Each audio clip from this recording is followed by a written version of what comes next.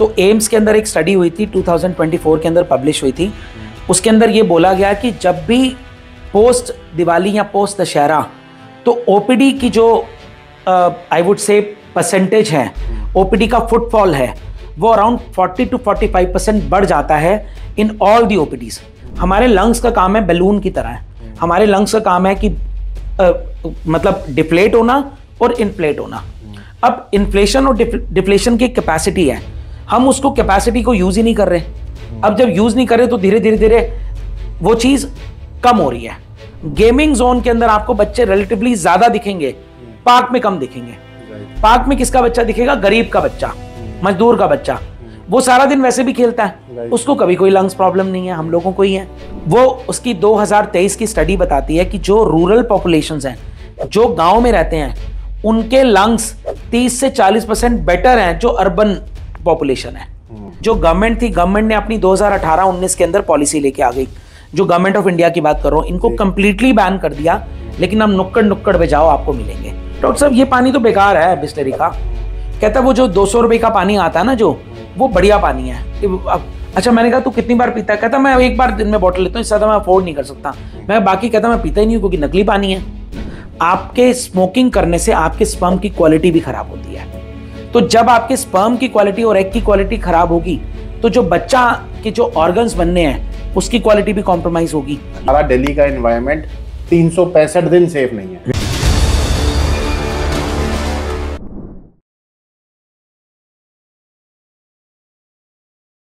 नमस्कार डॉक्टर हरीश भाटिया जी, कैसे हैं आप? बढ़िया, बहुत बढ़िया। तो सर, आप अपने बैकग्राउंड के बारे में थोड़ा सा बताएं कि आप इस फील्ड में कैसे आए, कब से काम कर रहे हैं, और थोड़ा सा डिटेल्स शेयर करिए प्लीज़। देखिए, सबसे पहले तो जब भी कोई एथलीट होता है या कोई भी बंदा अगर कुछ अपनी ज़िंदगी में कुछ करता है तो उसका एक प्रेरणा स्रोत होता है, जिसको इंस्पिरेशन भी लोग बोलते हैं। अब और जाहिर है कि इंस्पिरेशन दो तरीके से आती है, या तो बच्चा बहुत प्रो हो जो कि खुद ही जो टैलेंट पैदा लेके हो, दूसरा होता है कि कुछ लोग इंस्पिरेशन किसी से ड्रॉ करते हैं। तो आई थिंक मैं उनमें से एक हूँ कि जिसने इंस्पिरेशन ड्रॉ की लोगों से। अब हुआ क्या कि इसकी जो शुरुआत है वो बचपन में हुई। जब मैं बहुत ही छोटा था, अराउंड 5-6 ईयर्स का, तो मेरे जो स्पाइनल कॉर्ड है, इसके पीछे स्कार है जो गर्दन के पीछे, ऑपरेशन का, इतना बड़ा ऑपरेशन का मार्क है, अराउंड 1 फुट के आसपास ऑक्सीजन उसका स्टिचेस का पूरा मार्क है। तो मुझे ब्रेन ट्यूमर था जब मैं छोटा था। तो ब्रेन ट्यूमर अब था, वो बहुत ही डिस्ट्रेसिंग लाइफ थी। डिस्ट्रेसिंग लाइफ क्या थी कि स्पाइनल कॉर्ड के अंदर था वो। तो उसकी वजह से क्या हुआ, जब 6-7 साल का मैं हुआ, पहले तो पता ही बहुत लेट चला, क्योंकि उस समय मैं आपको 80s की बात बता रहा हूँ, आई थिंक लेट 80s की, लेट 80s नहीं, I would say early 90s की। अर्ली 90s के अंदर क्या था कि एक तो पता नहीं था किसी को भी कि क्या चीज़ है क्या नहीं। तो सडनली क्या हुआ कि मेरे जो हाथ पैर थे वो चलने बंद हो गए थे। अब इमेजिन करो कि 6-7 साल 8 साल की उम्र में एक ऐसा बच्चा जो खेलता कूदता है, उसके हाथ पैर नहीं चल रहे। तो फाइनली फिर सफ्दरजंग हॉस्पिटल के अंदर मेरे पेरेंट्स लेके गए। तब पीछे रीढ़ की हड्डी से उन्होंने पानी लिया। जब पानी लिया तो उन्होंने डायग्नोसिस बनाया कि इस बच्चे को ब्रेन ट्यूमर है। और ब्रेन मतलब ट्यूमर 2 तरह का होता है, एक तो फैलने वाला होता है, एक है कि हम इसको निकाल देंगे तो ये परमानेंटली ठीक हो जाएगा, तो उसको बिनाइन ट्यूमर बोलते हैं। तो मेरा बिनाइन ट्यूमर था। अब surgery, it was a major surgery, life threatening surgery थी। तो फिर मेरे जो पापा थे वो भी डरते थे, पेरेंट्स तो जाहिर है डरेंगे बच्चे को देख के। तो फिर मैंने अपने पापा से, मुझे अभी भी याद है कि एक थोड़ी सी, जैसे कहते हैं ना, इमेजेस आपके पीछे, ब्रेन के पीछे वाले भाग में बसी होती हैं। तो मैंने बोला कि ऐसे भी मेरी लाइफ कौन सी अच्छी है, क्योंकि मैं बेड रिडन ही था, ना चल नहीं पाता था, खेल नहीं पाता था, मेरी उम्र के बच्चे खेलते थे। तो मैंने तब उनको बोला कि भाई मुझे ये तो ऐसी जिंदगी तो मुझे नहीं जीनी। और इमेजिन करो कि शुरू के 3-4 साल तक ऐसा होता था कि 6 महीने से 8 महीने में, 1 साल में मैं अस्पताल में गुजारता था, सिर्फ 4 महीने बाहर आता था। तो एक कॉलर, आपने देखा होगा ना, लोग गर्दन के पे कॉलर लगाते हैं, तो वो कॉलर लगाते थे जिसकी वजह से क्या होता था, नस नहीं दबती थी, उसकी वजह से मैं थोड़ी बहुत मूवमेंट कर पाता था। तो उससे लाइफ तो अच्छी नहीं थी बिल्कुल भी। फिर अल्टीमेटली जब उन्होंने मेरा ऑपरेट किया डॉक्टर्स ने, तो उसके बाद भी रिहैबिलिटेशन का पार्ट था। जैसे हड्डी टूटती है, लोगों को एक्सरसाइजेस के लिए लोग बोलते हैं, फिजियोथेरेपी कराते हैं, तो मेरी फिजियोथेरेपी हुई। तो उसमें मुझे याद है कि मैंने चाबी भरना शुरू किया, टॉयज देते थे। क्रिसमस का टाइम था तो लोग, क्रिसमस के टाइम पे लोग आते थे वो आपको टॉयज गिफ्ट करके जाते थे बच्चों को। तो उस समय मुझे याद है कि डॉक्टर्स को जब मैं देखता था, नर्सेस को देखता था, तो बहुत ही अच्छी फीलिंग आती थी कि यार ये ऐसा होना चाहिए। तो मुझे उन्होंने आज मैं आपके सामने बैठा हूँ एज ए डॉक्टर बन के, तो ये एक बहुत बड़ी इंस्पिरेशन है। और जिन डॉक्टर्स ने भी मुझे ट्रीट किया, so I wanted to thank them. और मैं शायद मेरा यही एक रीज़न था जो कि बचपन से मुझे स्पार्क था कि अगर मैं कभी कुछ बनूंगा तो मैं डॉक्टर बनूंगा। तो यही एक आंखों के अंदर एक प्रेरणा लेके उनसे, एक आंखों में ड्रीम लेके मैं फिर उसके बाद क्या हुआ, जब 10th करी, जब 12th करी, फिर दिल्ली यूनिवर्सिटी के अंदर मेरा सिलेक्शन हुआ। जब दिल्ली यूनिवर्सिटी से फिर मैंने अपनी MD करी, फिर मैंने अपनी सुपर स्पेशलाइजेशन करी, और अभी मैं कार्यरत हूँ यथार्थ, जो सुपर स्पेशलिटी हॉस्पिटल है मॉडल टाउन के अंदर, as a senior consultant director and unit head in the department of pulmonology. उसके बाद फिर मेरा अपना क्लिनिक है राजा गार्डन के अंदर, रीब्रीथ क्लिनिक के नाम से है। और इंस्टाग्राम के अंदर भी मेरे अभी ठीक ठाक मेरे फॉलोअर्स हैं, मोर देन 50,000। सो ये सारी की सारी जर्नी रही। उसके अंदर मेरी वाइफ ने, साक्षी जिसका नाम है, मेरी 2 बेटियां हैं, 8 ईयर्स 10 ईयर्स, और अभी पिछले साल मेरा बेटा हुआ है। तो इन सब ने बहुत साथ दिया, क्योंकि आप जब मेहनत करते हो तो उसके अंदर ये होता है ना कि आपका एक वो नहीं होता, आपको सिर्फ टिप ऑफ आइसबर्ग दिखती है। लोगों को सिर्फ दिखता है कि ये डॉक्टर बन गया, आज ये गाड़ियों में घूमता है, आज ये फलाने कपड़े पहनता है। जैसे हार्दिक पांड्या के बारे में बात करते हैं कि 1.5 करोड़ की घड़ी, 18 करोड़ की घड़ी, लेकिन वो जितनी स्ट्रगल है उसके पीछे, नोबडी नोस अबाउट इट। वो तो टिप ऑफ द आइसबर्ग नजर आता है, नीचे तो आपको कुछ नजर नहीं आता। और मुझे लगता है कि शायद मेरे आपके माध्यम से मैं बताना चाहूंगा कि जैसे मैंने मेहनत करी, ऐसे सब लोग मेहनत करते हैं।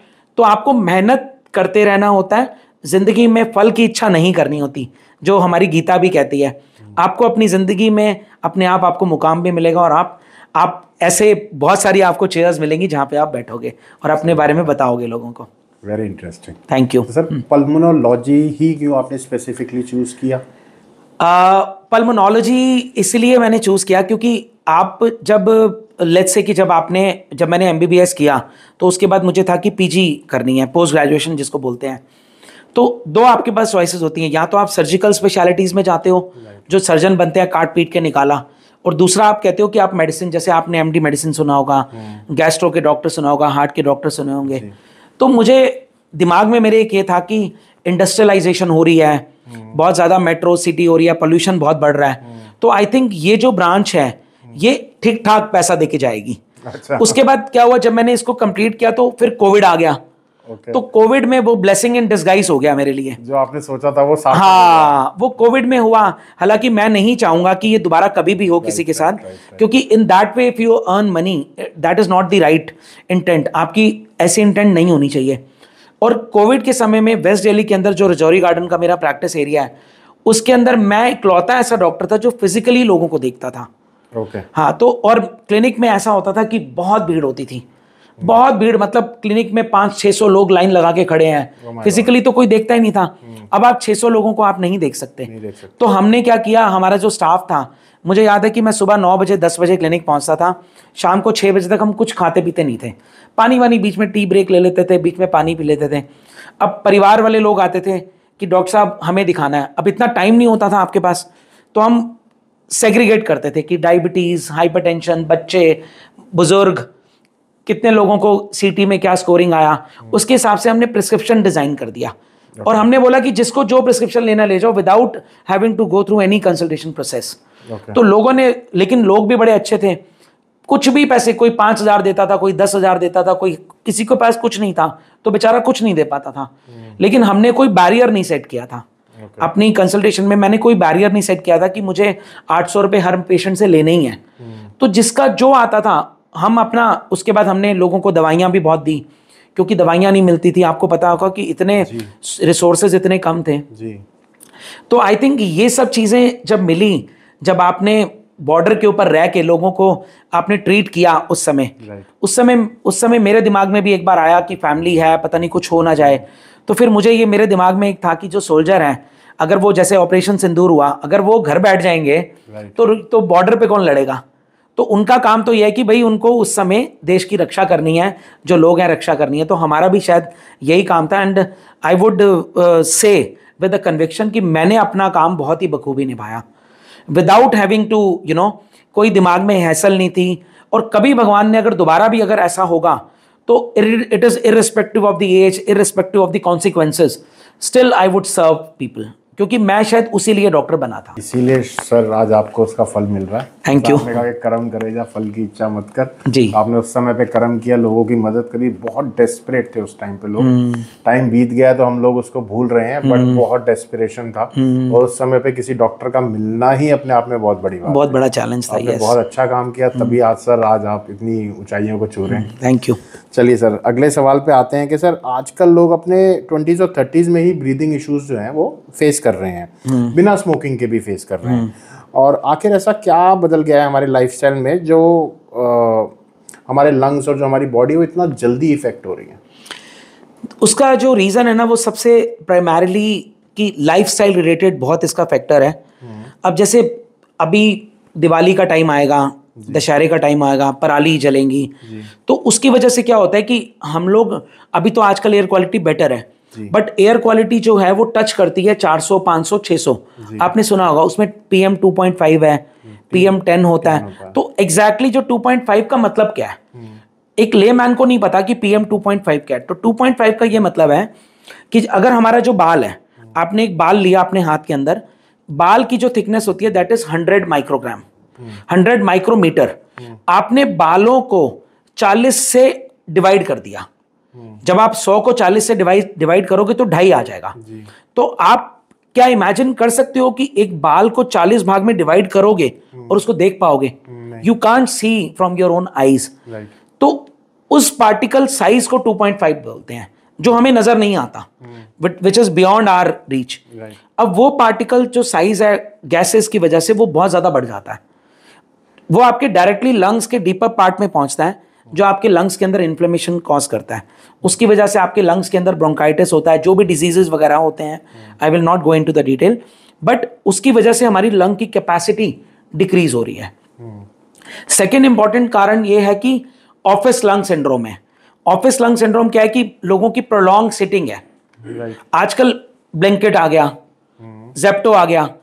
पहले जमाने में जिसको हम रेलिश करते थे, पहले जमाने में मुझे याद है हमारी मदर बोलती थी कि जा बेटा जाके ना सब्जी लेके आ, जा बेटा जाके ब्रेड लेके आ। आजकल तो सब ब्लैंकेट पे मिलता है। और ये दिस इज एक स्ट्रेटेजिकल मार्केटिंग उन्होंने की गई है। उन्होंने बोला ना कि आप आग झपकोगे तो आपको सामान मिल जाएगा।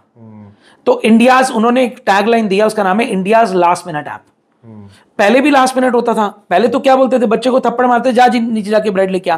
अच्छा, बच्चा भाग के जाता था, अननोइंगली वो कितनी एक्सरसाइजेस करता था, नहीं करता था। ठीक है, अब इमेजिन करो कि हम बैठते हैं, हमारा डायफ्राम मूव नहीं करता।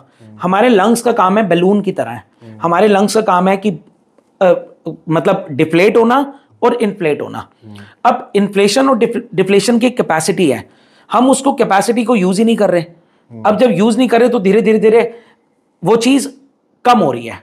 आप भी किसी ऑर्गन को नहीं यूज करेंगे, आपने देखा होगा ना, लोगों के प्लास्टर लगते हैं, हड्डी टूट जाती है, फ्रैक्चर होते हैं, हेयर लाइन होता है, तो लोगों को प्लास्टर ऑफ पेरिस लगा देते हैं डॉक्टर। जब वो 6 हफ्ते बाद डॉक्टर खोलता है तो उनकी हाथ नहीं मूव करता। क्यों नहीं करता? क्योंकि मूवमेंट ही नहीं थी। उसकी वजह से क्या होता है, मसल्स एट्रोफिड हो जाती हैं। तो ऐसे ही आपकी रेस्पिरेटरी मसल्स हैं। थर्ड इसका रीजन ये है कि हमारी जो डाइट है वो प्राइमरली प्रो इन्फ्लेमेटरी डाइट है। आप शुगर इंटेक बहुत ज्यादा खा रहे हो, बर्गर, पिज्जा। आप रात को आप स्विगी से, आप एक स्विगी का आप डेटा चेक करना कि जो मैक्सिमम ऑर्डर्स होते हैं ना वो 10 बजे के बाद होते हैं। यंगस्टर्स में 10 से लेके कोई लिमिट नहीं है। अब पूरी रात कौन खाएगा? उल्लू तो खाएगा नहीं, खाएंगे तो हम ही। तो व्हाट वी आर डूइंग, अच्छा खाने के बाद हम एक्सरसाइज भी नहीं करेंगे, हम क्या करेंगे, सोएंगे। अब हम स्क्रीन टाइम, रात को फिर मोबाइल के ऊपर स्क्रॉल कर रहे हो, आप नींद को कॉम्प्रोमाइज कर रहे हो, लेटे लेटे स्क्रॉल कर रहे हो। पहले जमाने में लोग खेलते थे, आजकल देयर आर नो प्लेग्राउंड्स। सो इन सब का इफेक्ट, एयर क्वालिटी इंडेक्स का, इंडोर पोल्यूशन है, लोग मस्किटोज रेपेलेंट्स यूज करते हैं, कॉइल्स यूज करते हैं, इंसेंस स्टिक्स यूज करते हैं।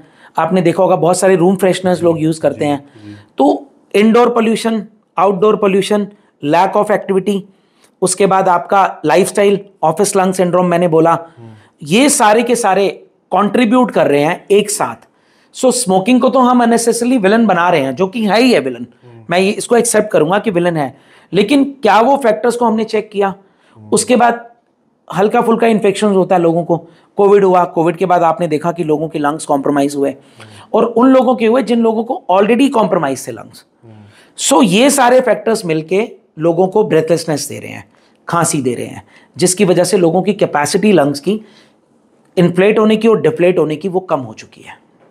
Basically we are not using our lungs properly, जिसकी वजह से सारे, अब प्लस एडिशन टू हम उसकी कैपेसिटी पे यूज नहीं कर पा रहे। मतलब एक इक्विपमेंट है, कोई जैसे गाड़ी है या कोई भी इलेक्ट्रॉनिक गुड है जिसको हमने सिर्फ रख दिया है, तो उसको हम 6 महीने बाद 4 महीने बाद देखें तो नहीं वर्क करेगा, नहीं करेगा। It's the similar weight for this. Yes sir, battery discharge होती है, आप गाड़ी को 1 महीना खड़ा कर दो, उसकी बैटरी डिस्चार्ज हो जाएगी, बिल्कुल हो जाती है। तो ऐसे ही हमारी मसल्स हैं, if you don't use them then वो एट्रोफी होगी।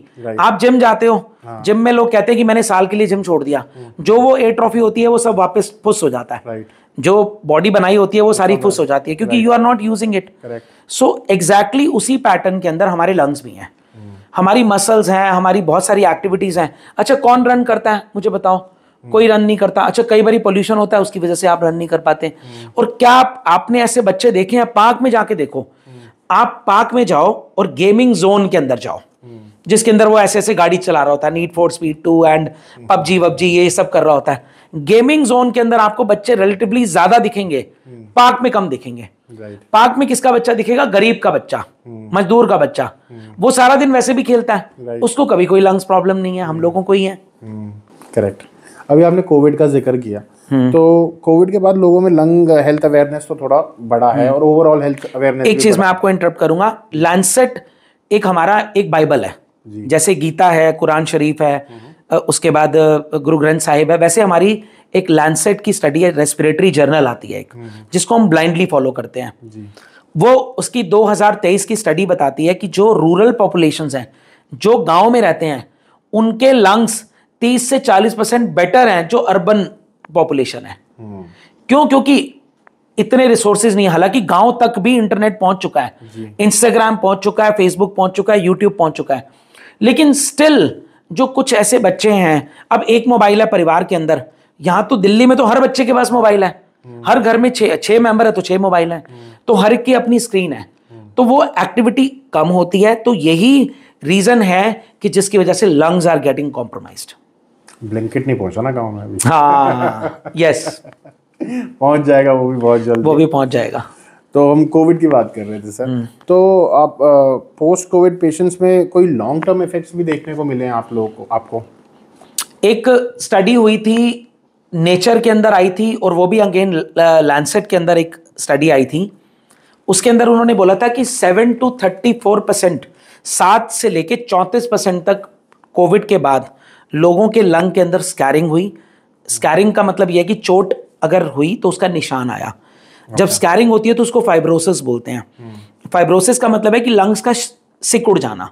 It's the same way like a scar on the body. Yes, तो स्कार ऑन द लंग्स। वहाँ पे स्कार ऑन द लंग्स है। अब स्कार ऑन द लंग्स को मेरे से पूछते हैं कि डॉक्टर साहब स्कार का क्या मतलब है? स्कार का मतलब है कि जब आपने देखा होगा जूना आता है, जूना मतलब जिससे लोग बर्तन साफ करते हैं, तो पहले जमाने में, आजकल तो जूना आता है स्टील का, स्कॉच ब्राइट भी आता है मार्केट के अंदर, पहले जमाने में लोग स्पॉन्ज यूज करते थे जिससे बोर्ड भी साफ करते थे।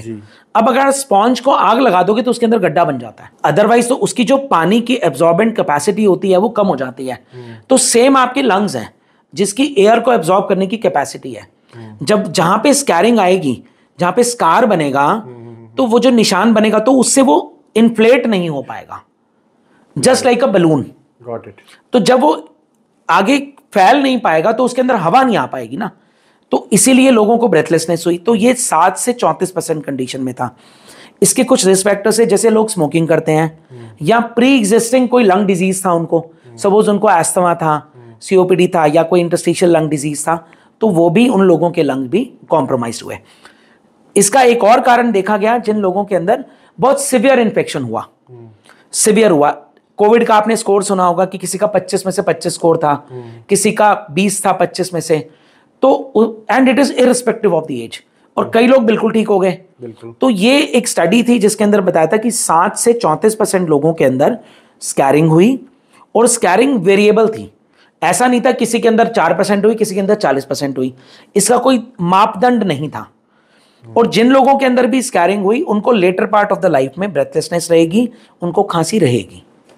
तो वो लॉन्ग टर्म में इफेक्टेड रहेंगे ही रहेंगे, Yes. क्योंकि वो जख्म तो हो चुका है, Yes. वो चोट पहुंच चुकी है, अब उससे जो इफेक्ट है वो रहेगा ही रहेगा, लॉन्ग टर्म में रहेगा। जी। तो सर अगला सवाल है हमारा कि सोशल मीडिया की हम बात कर रहे थे, तो उसके अंदर लंग डिटॉक्स से रिलेटेड बहुत सारी रेमेडीज आती हैं, जिसके अंदर हर्बल टीज होती हैं, स्टीम के इनहेलेशन के ऑप्शंस दिए जाते हैं, बहुत सारी रेमेडीज पॉपुलर है, ब्रीदिंग एक्सरसाइज है। तो ये सब कुछ साइंटिफिकली एक्चुअली लंग्स के लिए हेल्पफुल हैं या सिर्फ मिथ्स हैं और सिर्फ पॉपुलैरिटी गेन करने के लिए? पॉपुलैरिटी गेन के लिए सिर्फ मार्केटिंग मिथ है।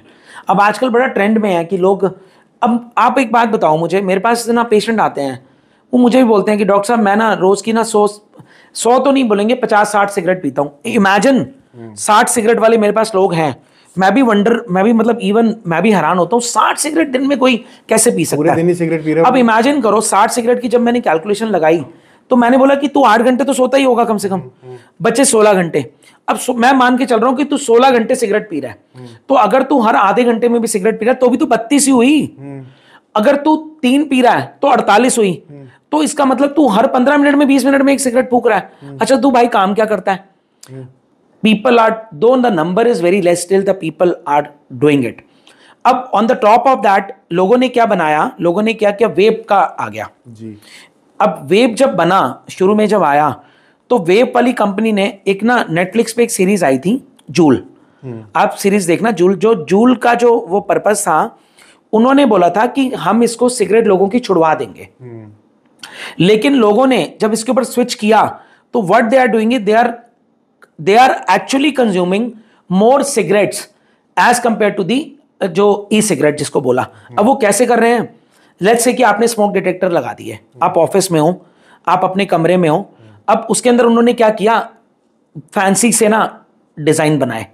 डिजाइन बनाने के बाद फ्रेग्रेंसेस, बढ़िया से फ्रेग्रेंसेस डाले। अगर सिगरेट पी तो आपको पता चलता है, अगर आपने पॉड पिया या आपने मान लो वेप किया, आपको पता है, आपको लगेगा रूम के अंदर फ्रेग्रेंसेस डाला है, स्ट्रॉबेरी फ्लेवर, मेंथॉल फ्लेवर। तो जो बंदा 6 घंटे रुकता है, अब उसके अंदर 1500 पफ डाल दिए उसने, एक एवरेज 1500 से 2000 होते हैं। तुम उसको 10 बार फूको, 20 बार फूको, 50 बार फूको, उसको कैरेमलाइज, उसको उन्होंने फ्लेवरिंग ऐड कर दी। तो एक्चुअली में जो, इसीलिए WHO ने कैटेगोरिकली बोला कि ई सिगरेट से या वेप से सिगरेट का सब्स्टिट्यूट नहीं है, फर्स्ट थिंग। उसके बाद जो गवर्नमेंट थी, गवर्नमेंट ने अपनी 2018-19 के अंदर पॉलिसी लेके आ गई, जो गवर्नमेंट ऑफ इंडिया की बात कर रहा हूं, इनको कंप्लीटली बैन कर दिया। लेकिन हम नुक्कड़ नुक्कड़ पे जाओ आपको मिलेंगे। स्कूलों से 100 मीटर की बिल्डिंग, 100 मीटर का मापदंड जैसे ही क्रॉस होगा तो वहां पे सुट्टा मिलेगा, वहां पे वेप मिलेगा, वहां पे आपको ई सिगरेट मिलेगी, सब कुछ मिलेगा। बंद होने के बावजूद, बंद होने के बाद गल्फ कंट्री से आता, लोग लेके आते हैं और पनवाड़ी बेच रहा होता है 1500 से 2000 रुपए में, सब लोग पीते हैं। और ना इसको जलाने की टेंशन, ना कोई और टेंशन, कहीं भी बैठे हुए, कुछ कहीं पर भी बैठे हुए। ना सिगरेट पीने के लिए बंदे को फिर जाना पड़ता है, स्टेप आउट करना पड़ता है और 4 चीजें देखनी पड़ती हैं। पर वेप करने के लिए तो कुछ भी करने की जरूरत नहीं है। अब जब बना वेप बनने का पर्पस यही था ना कि आप निकोटिन को हीट करो या बर्न करो, आपको सेम इफेक्ट देगा। तो इन्होंने हीट ही तो किया जी, उसको गर्म किया, उसकी वजह से फ्यूम्स आने लग गए और उसको पीने लग गए।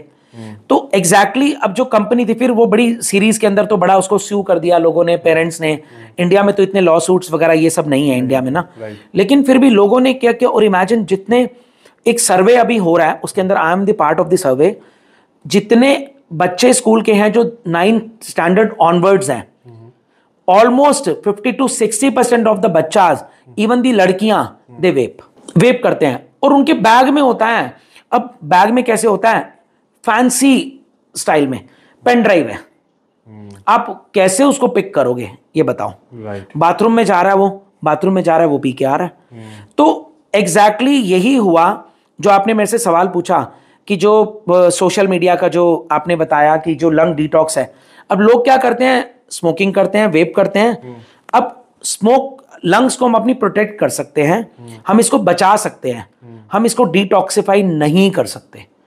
वी आर वेरी, तो मार्केट के अंदर चाहे वो स्टीम बेचता है, चाहे वो कोई दवाइयां बेचता है, चाहे वो हाउस बेचता है, चूरन बेचता है, पाउडर बेचता है, कुछ भी बेचता है, it is all marketing gimmick, first of all. Second, आपको क्लीन एयर की जरूरत है।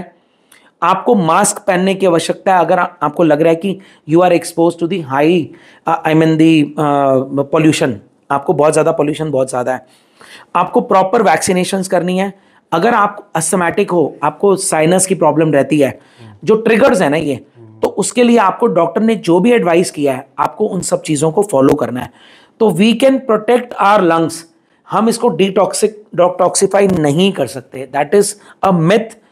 अब आपने हैंगओवर टैबलेट का सुना होगा जी, हैंगओवर ड्रिंक्स आ रहे हैं भाई, शराब लोग पी रहे हैं और हैंगओवर ड्रिंक्स ले रहे हैं कि अगले दिन ना हो। अरे भाई पीने ही क्यों है, सही बात है, जब तुम्हें इतना वो है। तो इसीलिए लोग मार्केटिंग के नाम पे बेच रहे हैं। एक और मार्केट के अंदर कॉन्सेप्ट आया, आपने देखा होगा ना, सिगरेट आजकल पतली होती जा रही है, फिल्टर बड़ा होता जा रहा है। क्या आपको लगता है कि सिगरेट पतली होने से और फिल्टर बड़ा होने से क्या सिगरेट के इफेक्ट को हम नलिफाई कर सकते हैं? नहीं कर सकते। सिगरेट तो सिगरेट है, वो तो सिगरेट तो सिगरेट है, यस, इफेक्ट है, वो तो रहेगा ही रहेगा, वो रहेगा। वो सिर्फ माइंडफुली खेला जा रहा है कि इसका नुकसान कम होगा, ये लाइट है, ये हल्का है, ये कम नुकसान पहुंचाएगा। तो जो स्मोक कर रहा है उसको लगता है अरे नहीं यार ये हल्की है। I seen my friends do it कि नहीं यार ये बड़ी लाइट है, इसमें ज्यादा कुछ नहीं होता है। मैं कहा मरेगा तो फिर भी, मरेगा तो फिर भी। यार सर आपके हमारे टाइम की बात होगी, एक सिगरेट की ऐड आती थी, आपने बताया तो मुझे एकदम याद आ गया। एआई का मतलब मार्केटिंग का ही पहले चलता रहा, हम रेड एंड व्हाइट पीने वालों की बात ही कुछ और है। यस, अब जस्ट इमेजिन, आपको ना ये बताया जाता है कि आप अलग लेवल के बंदे हो, आप मार्स से आए हो, आपकी 206 हड्डियां नहीं है, आपको भगवान ने कुछ ज्यादा हड्डियां दे दी, आपके अंदर डीएनए बदल दिए, आप पफ मारते हो तो आपके सब बदल जाता है। मतलब क्या यार ये, व्हाट इज दिस मार्केटिंग? लेकिन यही मार्केटिंग है, but people are failing for it. और जब तक समझते तब तक बहुत देर होती है। बॉस उनका काम ही यही है कि उनको वो करवाना, उनका काम ही है कि उनको नीचे गिरना। करेक्ट।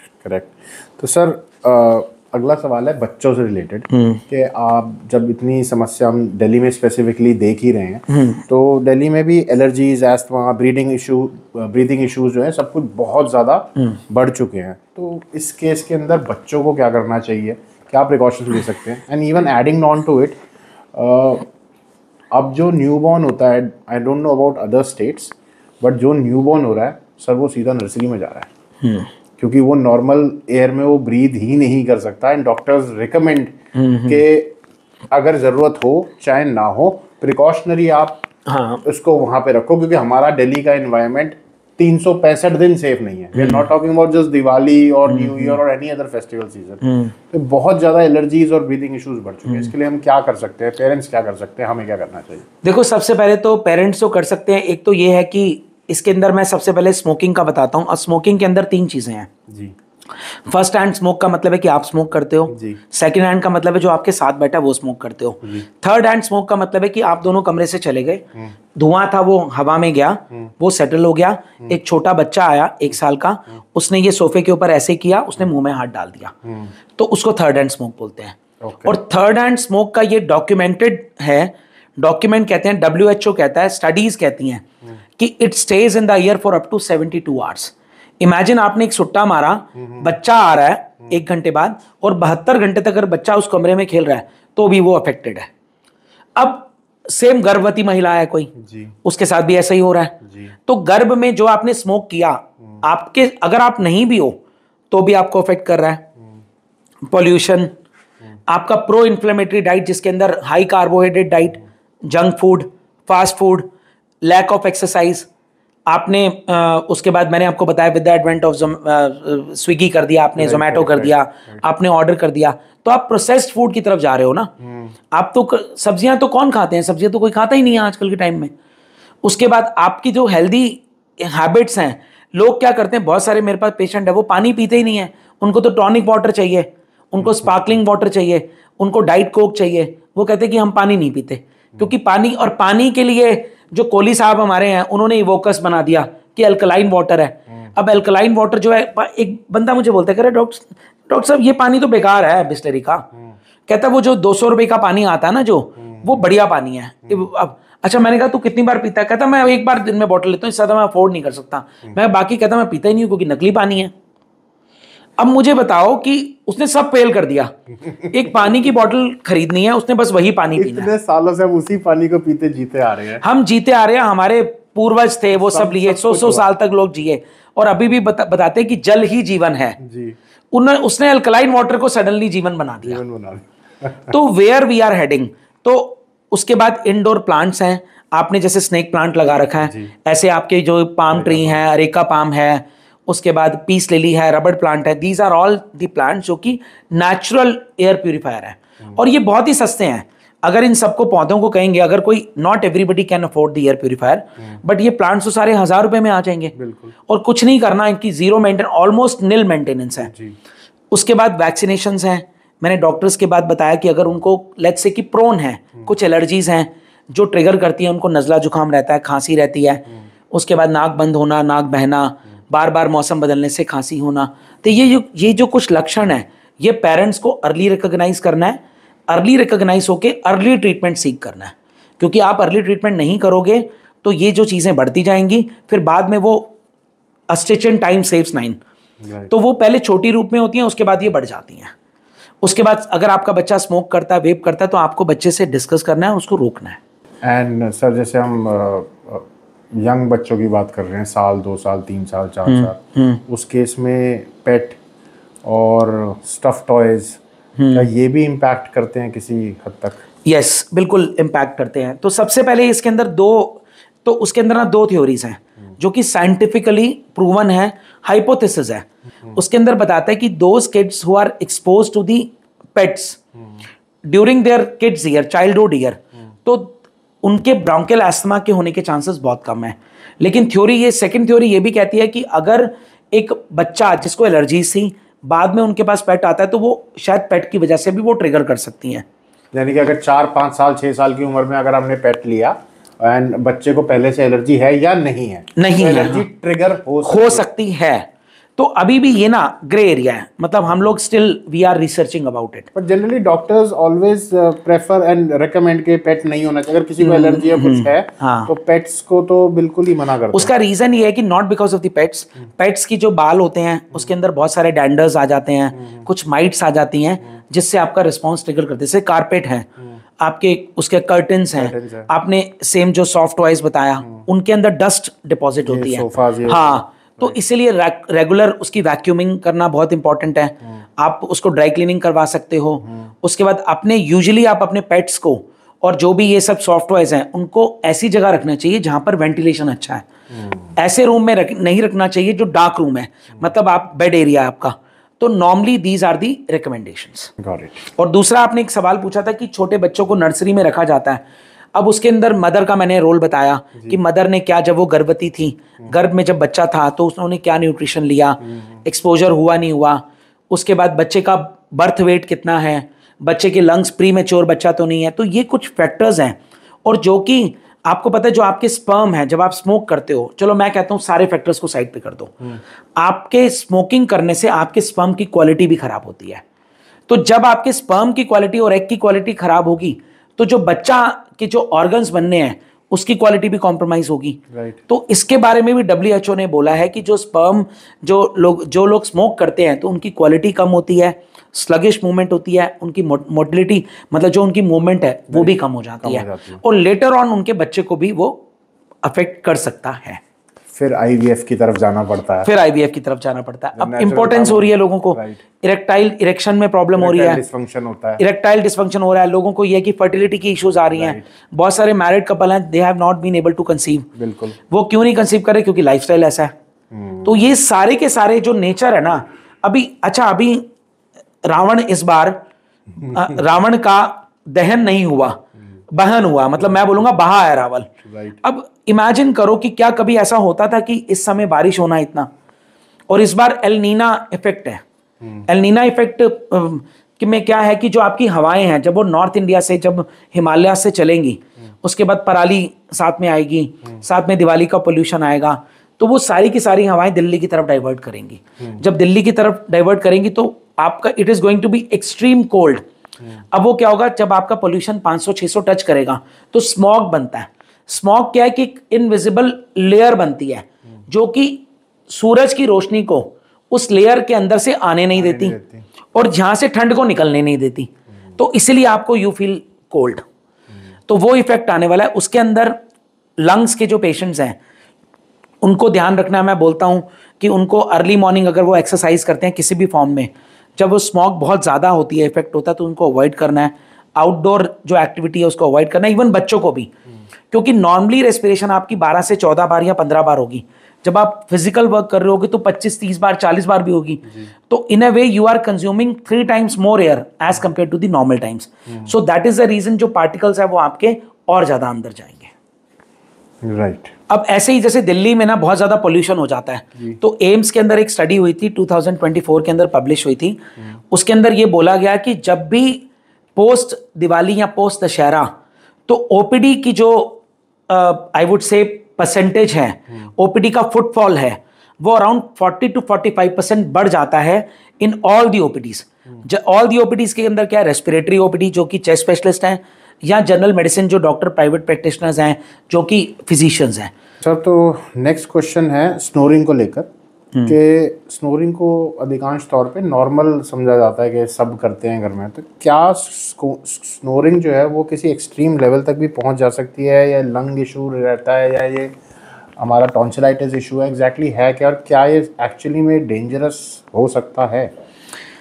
देखिए जो स्नोर है ना, snoring is nothing but a sound, musical sound. जो हमारी किताब ये कहती है कि इट इज अ साउंड।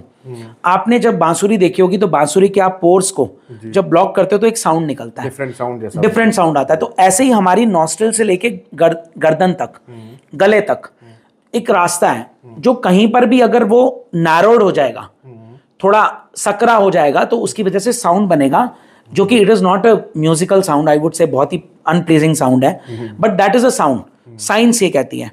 अब जो स्नोरिंग के कारण है वो क्या होता है, कईयों की नाक की हड्डी टेढ़ी होती है, मांस का टुकड़ा जिसको पॉलिप बोलते हैं, कई लोगों को, बच्चों को एडिनॉइड्स होते हैं, टॉन्सिल्स होते हैं, कई लोगों के गर्दन जो मांस का टुकड़ा बन जाता है, डबल चिन आ जाती है, बहुत ओबीस हो जाते हैं बच्चे।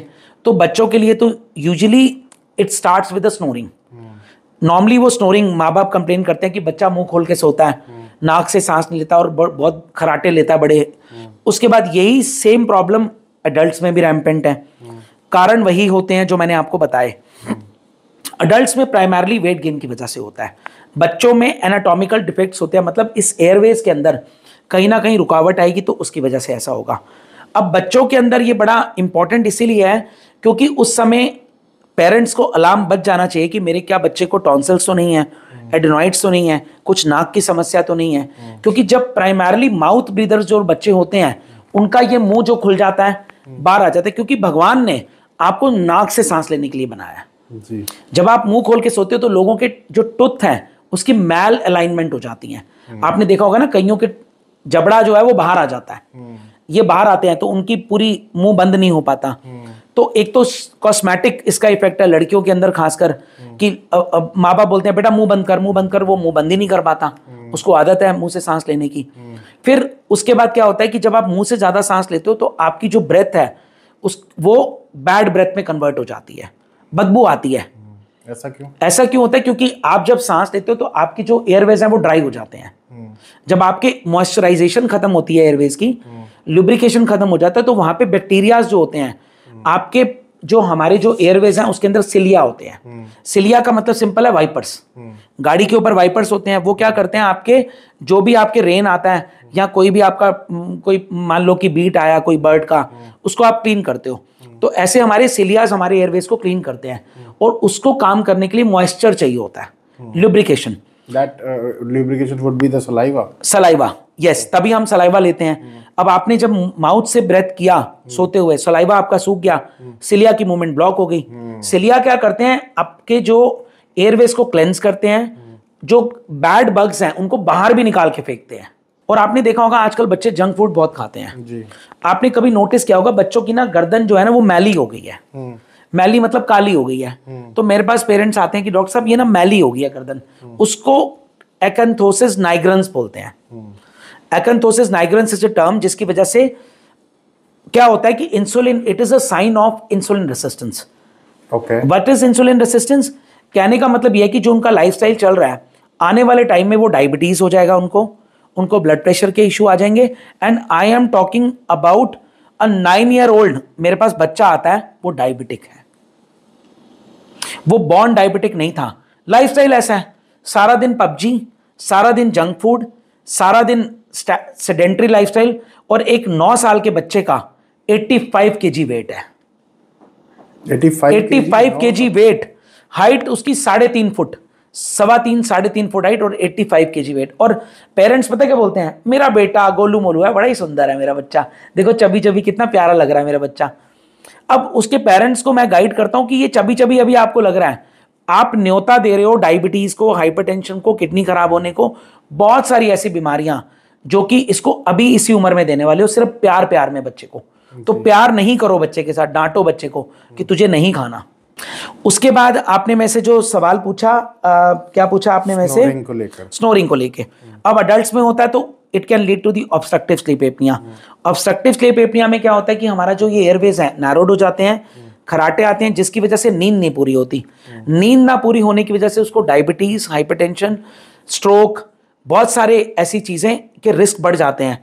और सबसे ज्यादा स्नोरिंग में क्या प्रॉब्लम है, स्नोरिंग में सबसे प्रॉब्लम है कि जो हस्बैंड और वाइफ अगर स्नोर करते हैं तो आप वो साथ में सो नहीं सकते। उनकी अपनी जो सेक्सुअल लाइफ है वो बहुत ज्यादा कॉम्प्रोमाइज होती है। आप अपने बच्चे के साथ भी अगर बच्चा स्नोर करता है ना, या पेरेंट्स स्नोर करते हैं, तो वो बोलेगा बच्चा कि पापा आप मेरे साथ मत सोया करो। जो पहले सो गया और वो स्नोर करा तो बाकियों के लिए तो फिर प्रॉब्लम है। वो प्रॉब्लम है। मेरी बेटी का नाक बंद हुआ, मेरी बेटी ने क्या किया, नाक बंद होने से वो खराटे मारने लग गई। मैंने उसको बोला, मैंने कहा तू मेरे साथ नहीं सोएगी, मैं नहीं भाई तेरे को झेल सकता। तो imagine the impact of snoring. Right. तो इसके लिए हम कर सकते हैं कुछ? बिल्कुल कर सकते हैं सर, अपना वेट चेक पे कर सकते हैं। आप लाइफस्टाइल अपना इंप्रूव करो, अपनी डीप ब्रीथिंग एक्सरसाइजेज हैं किसी भी फॉर्म में। अमेरिकन हार्ट एसोसिएशन कहता है कि आपको 30 मिनट्स की एक्सरसाइज करनी है at least 4 to 5 days in a week, any form of exercise.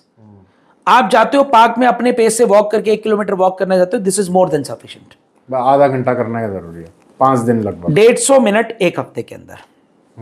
तो सर इसी से हम नेक्स्ट क्वेश्चन पे आते हैं, स्मार्ट वॉचेस।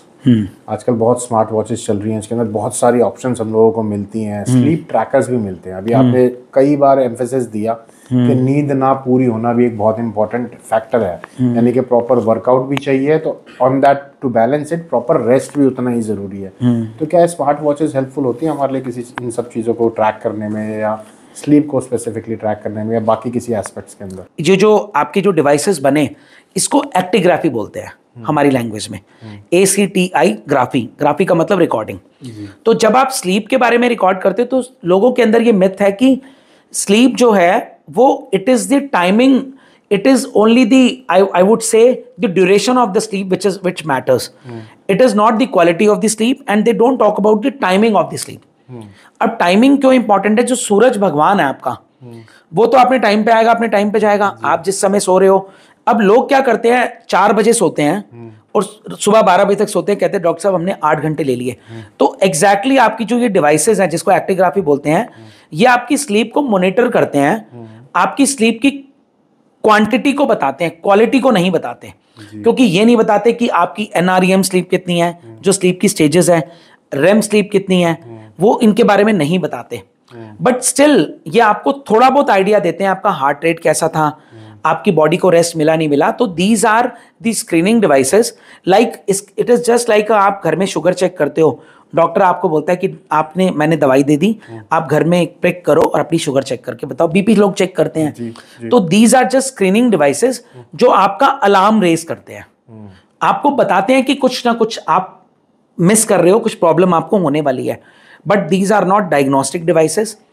इंपॉर्टेंटली ये है कि अभी लैंसेट की स्टडी आई, जो अमेरिकन जो स्लीप एकेडमी है, और बहुत सारी ऐसी स्टडीज आई कि अगर आप 10 या 11 बजे से लेके 7 से 8 घंटे की उस समय नींद नहीं लेते तो आपको डायबिटीज, हाइपरटेंशन, बहुत सारी ब्रेन की प्रॉब्लम, इवन मोटापे का भी आजकल ये आ रहा है कि लोग मुंजारो लगवा रहे हैं ना। आजकल आपने देखा होगा, कल न्यूज के अंदर एक आर्टिकल आया जिसके अंदर एक दवाई की कंपनी थी जो कि 85 करोड़ का बिजनेस करती है।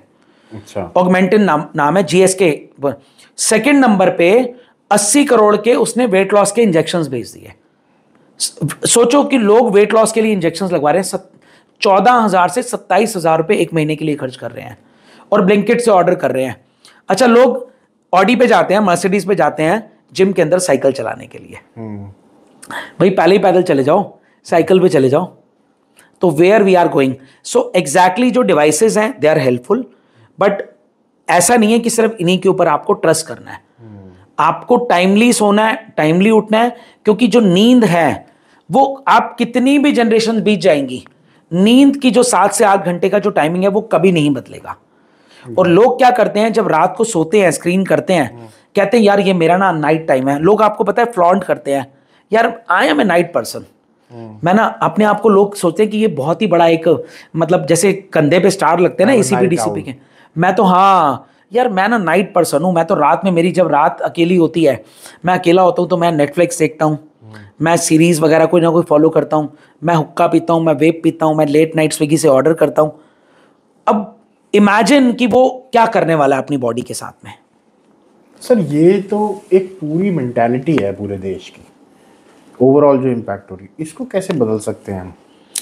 इसको सर नहीं बदल सकते। हम बदलना चाहते हैं, हम समझते हैं, हमने पहले भी काफी सारे इंटरव्यूज किए हैं, हमने डॉक्टर गीता प्रकाश के साथ में इंटरव्यू किया, उन्होंने भी यही बोला, और जिनके साथ भी हमने बात करी, सबका इवेंचुअली जो एक पॉइंट आता है वो ये आता है कि हमें एक हेल्दी लाइफस्टाइल जीना पड़ेगा अगर हम एक्चुअली अपनी जिंदगी को जीना चाहते हैं, जिसमें वर्कआउट बहुत इंपॉर्टेंट है, हमारा खाना बहुत इंपॉर्टेंट है, और बड़े कोई मेजर टास्क कुछ भी नहीं है, छोटे छोटे टास्क है जिनको हमें करना पड़ेगा। मीठा खाने से कोई दिक्कत नहीं है, quantity matters, portion, right. Even आपको पिज्जा खाने से भी कोई दिक्कत नहीं है, आप एक स्लाइस खाओ ना, अगर आप उसके अंदर एक मीडियम साइज पिज्जा या फुल साइज पिज्जा खा रहे हो तो दिक्कत करने वाला है।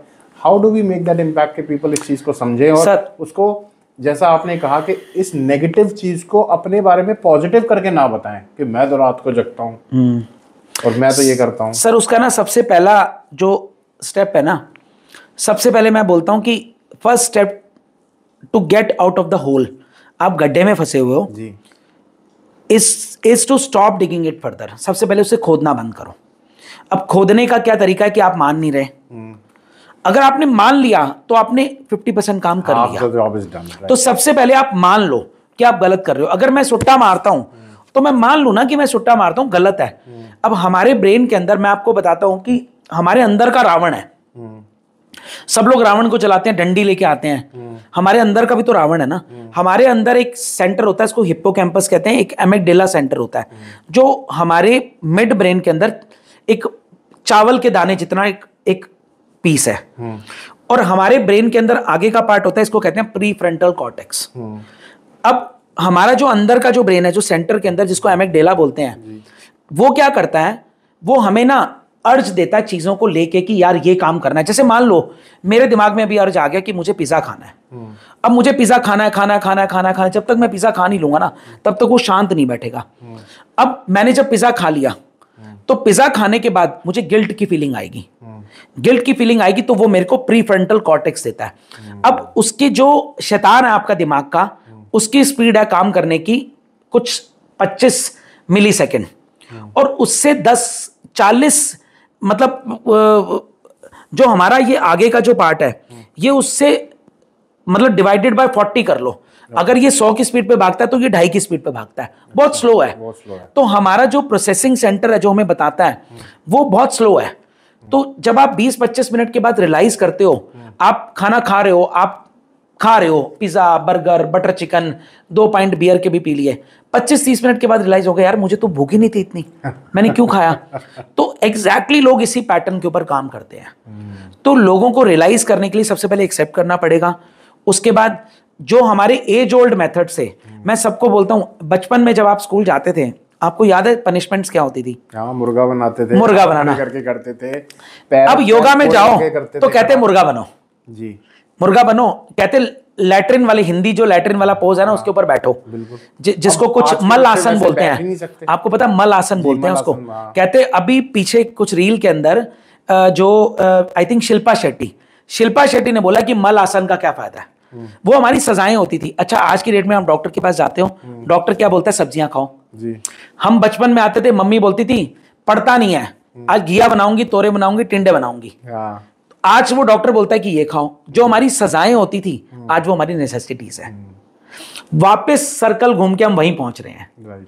तो सबसे पहले आपको एक्सेप्ट करना है, आपको मानना, अगर आप स्मोक करते हो, कुछ भी करते हो, उसके बाद एक चीज को एक बार में पकड़ना है। अगर मैं आपको बोलूं कि आप सुट्टा भी मारते हो, शराब भी पीते हो, एक्टिविटी भी नहीं करते, आप पिज्जा भी खाते हो, कुछ नहीं करते, तो आप ये सोचो कि एक टास्क को मैं पकड़ूंगा, 1 महीने तक उसको फॉलो करूंगा, उसके बाद आप दूसरे टास्क के ऊपर जाओ। अगर मैं बोलूं कि सारी चीजें करो तो आप नहीं कर पाओगे। And take help of the doctors, from the counsellors, from the psychiatrist, from the occupational therapies, जो थेरेपिस्ट आते हैं, इवन जो बिहेवियरल थेरेपिस्ट आते हैं, उनकी हेल्प लीजिए ना। आजकल तो बड़ा इजी है हेल्प लेना। तो आपको बड़ा इंपॉर्टेंट है। उसके बाद पोर्शन कंट्रोल, आपने बोला स्क्रीन टाइम है, मोबाइल इज गुड, लेकिन लोगों ने गुड और बैड के अंदर बड़ी पतली सी लाइन है जी। आप गुड करते हो, बैड करते हो। जब आप अपने एग्जाम के लिए लोग IAS IPS क्लियर करते हैं, डॉक्टर्स इंजीनियर बनते हैं, वो भी देखते हैं, और कई लोग ऐसे जो बिल्कुल अपने घंटों खराब करते हैं। तो ये ब्लर्ड लाइन है ना, इसके बीच में आपको पता होना चाहिए। तो इसका मतलब, इसको पता क्या कहते हैं? माइंडफुलनेस। राइट। तो आपको ईटिंग, आपको कुछ भी करते हो, आपको माइंडफुल होके ही करना है। अच्छा सर, तो जो आजकल हम यंगस्टर्स को देख रहे हैं, बहुत सारी चीज़ें होती हैं। कोई मान लेते हैं कि पढ़ाई में फेल हो गया, या रिलेशनशिप के इश्यूज आ जाते हैं बहुत सारे, तो बहुत डिप्रेस स्टेट में चले जाते हैं, और बहुत इजीली होने लगी हैं चीज़ें, और फिर वो सब्सटेंस अब्यूज की तरफ या नेगेटिव चीज़ों की तरफ जल्दी, कम उम्र में जल्दी अट्रैक्ट होकर उस तरफ चले जाते हैं। तो उसके लिए क्या कर सकते हैं हम, क्या करना चाहिए? सर उसके लिए ना, सबसे पहले तो आपको क्या होता है कि अब देखो, काफ़ी सारे फ्रेंड सर्कल्स हैं। फ्रेंड सर्कल में बच्चों को इश्यूज आते हैं आजकल, रिलेशनशिप इश्यूज हैं, सोशल इनसिक्योरिटीज़ हैं, इनसिक्योरिटीज़ हैं। कई लोगों को जिनकी हाइट कम है उनको दिखाना है कि मेरी हाइट ज़्यादा है, जिनको मोटे हैं तो उनको पतला होना है, जिनकी बॉडी नहीं है तो उनको जिम में जाके बॉडी दिखानी है, भले ही वो शॉर्टकट्स ले रहे हैं कि सप्लीमेंट्स ले रहे हैं। तो हर किसी इंसान के अंदर ना कुछ थोड़ी बहुत इनसिक्योरिटीज़ हैं। अब अगर कोई रिलेशनशिप किसी का ब्रेक होता है तो वो इनसिक्योरिटीज और ट्रिगर हो जाती हैं। अब लोग क्या करते हैं? गेटवे यूज़ करते हैं। गेटवे यूज़ क्या करते हैं? मैं दोस्त हूँ, अरे यार सुट्टा मार ले, क्या फ़र्क पड़ता है। एक्सपेरिमेंटली मैंने उसको स्टार्ट किया, सुट्टा लिया, या मैंने शराब पी, या मैंने बियर पी, या मैंने कुछ भी लिया। तो लोग क्या करते हैं? People resort to this shortcuts. अब वो डॉक्टर के पास जाने से शर्माते हैं। डॉक्टर के पास जाएंगे तो शायद पेरेंट्स को पता चल जाएगा, कोई पड़ोसी देख लेगा कि वो तो अड्डा मुंडा उधर गया सी, आपका बेटा तो साइकाइट्रिस्ट के पास गया था, तो पागल है। आजकल की ये ना साइकोलॉजी ऐसी बन चुकी है कि साइकाइट्रिस्ट की हेल्प हर किसी को लेनी चाहिए, चाहे वो एक नॉर्मल इंसान भी है, क्योंकि हम कई बार कोप अप नहीं कर पाते ना अपनी चीजों को लेके। तो आप डॉक्टर की हेल्प लेते हो, तो लोगों को लगता है कि साइकाइट्रिस्ट के बाद लोग पागल जाते हैं, तो धारणाएं गलत है। हम धारणा को तो चेंज कर नहीं सकते। तो उसके लिए क्या है कि अभी जो मेरा जो एज अ स्टार्टअप में जो मैं बना रहा हूँ, तो what scientifically we have made a scientifically approved, एक हमने हर्ब्स को, जिसके अंदर सेंट जॉन वॉट लिया है, एक हमने ग्रीन टी से कुछ एक्सट्रैक्ट लिया है, जो आपको एक wellness and feeling of wellbeing देता है। और उसके अंदर कोई साइड इफेक्ट नहीं है, कोई ड्रग इंट्रैक्शन नहीं है, आपको उसकी कोई आदत नहीं पड़ेगी। तो सिंपल एक आइडिया है जो ये मेरा जो स्टार्टअप अगले महीने लॉन्च होने वाला है। एक ही आइडिया है कि लोगों को यहाँ से बाहर निकाला जाए, उनको इससे नशे की जो चीज़ों से बचाया जा सके। तो यही मेरा पर्पस है। जो कंपनी का नाम है, it is a boring medical company. तो we have been very very specific with the name के अंदर आयरनी है। बोरिंग मतलब बोर होना, तो वी आर नॉट बोरिंग। तो we have made the India's first emotional intelligent brand, that is a breakup pill. We are coming up with that just to help the people to come out of that जो आपका phase है, उससे हमने आपको बाहर निकालना है। And it is going to be very cheap. और मेरे 2-3 और प्रोडक्ट अलाइंड हैं जो कि मैं ला रहा हूँ, बीच में प्रोसेस में धीरे धीरे करके वो आएंगे। तो उसके लिए सिर्फ माइंड के तौर पे, जैसे लोग स्मोक करते हैं, क्यों करते हैं? क्योंकि उनको किक मिलती है। तो हमने वही किक उनको देने की कोशिश की है through the nutraceuticals, without having to go through the addiction and the all those things. जो नेगेटिव इम्पैक्ट कुछ भी नहीं। Yes, wonderful, that's very interesting. We'll be keenly watching out for it. Thank you. All right, sir. Thank you so much once again. Thank you.